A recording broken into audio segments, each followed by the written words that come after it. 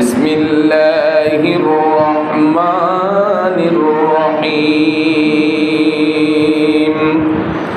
ইন্নামা ইউরিদুল্লাহু লিইয়ুযহিবা আনকুমুর রিজসা আহলাল বাইতি ওয়া ইউতাহহিরাকুম তাতহীরা।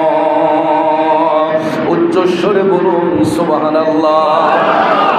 আল্লাহ রাব্বুল আলামিন আহকামুল হাকিমিন পবিত্র কালামে পাকে সূরাতুল আহজাবের 33 নম্বর আয়াতে পাকে ঘোষণা করছেন, হে আহলে বায়াত, এখানে দেখেন স্পষ্ট করে রাব্বুল ইজ্জত বলতেছেন, হে আহলে বায়াত, নিশ্চয়ই আল্লাহ রাব্বুল আলামিন চান তোমাদেরকে সম্পূর্ণরূপে পবিত্র রাখতে, তোমাদেরকে সমস্ত পাপ রাশি থেকে মুক্ত রাখতে এবং সম্পূর্ণরূপে পবিত্র রাখতে ইচ্ছে পোষণ করেছেন স্বয়ং রাব্বুল আলামিন। চিল্লায়ে বলেন সুবহানাল্লাহ।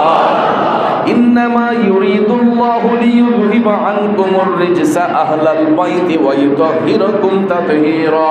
আল্লাহ বলেন, নিশ্চয়ই আল্লাহ রাব্বুল আলামিন চান আহলে বায়াতকে পবিত্র রাখতে এবং সম্পূর্ণরূপে তাদেরকে পাপ রাশি থেকে মুক্ত রাখতে ইচ্ছে পোষণ করেছেন স্বয়ং রাব্বুল আলামিন।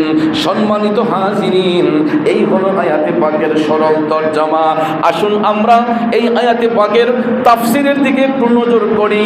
এই আয়াতে পাকের তাফসীর বর্ণনা করতে গিয়া জগৎ বিখ্যাত তাফসীরের রুহুল বায়ানের মধ্যে এই আয়াতে পাকের শানে নুজুল বর্ণনা করতে গিয়ে বলা হয়েছে, যেই সময় এই আয়াতে পাক অবতীর্ণ হয়, যখন এই আয়াতে পাক অবতীর্ণ হয়েছিল, আল্লাহর হাবিব সাল্লাল্লাহু আলাইহি ওয়াসাল্লাম তখন তশরিফ নিয়েছিলেন মুমিনদের মা উম্মাহাতুল মুমিনিনের একজন, উনি হচ্ছেন হযরতে আম্মা জান উম্মে সালমা রাদিয়াল্লাহু তাআলা আনহার পবিত্র হুজরা শরীফে।